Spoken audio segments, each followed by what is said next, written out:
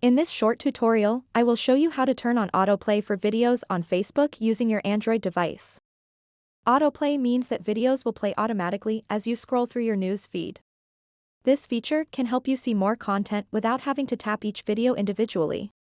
To get started, open up the Facebook mobile application and then tap on these three lines at the top right corner. After that, scroll down a bit and tap Settings and Privacy.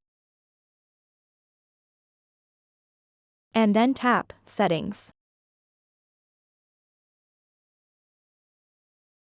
Once you are on the Settings page, scroll down again and tap Media. Now you'll see a section called Autoplay, and there are two main options to enable autoplay. You can choose to autoplay videos using mobile data and Wi-Fi or just on Wi-Fi only. Select your preferred option based on how you want to use data when watching videos. Once you've made your choice, simply exit the Settings menu. The change will take effect immediately. Now, when you scroll through Facebook, videos should start playing automatically based on your selected settings. So that wraps up this tutorial.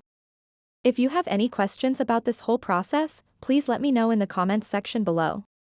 And if this video helped you out, please give it a big thumbs up and subscribe to this channel for more tutorial videos like this one.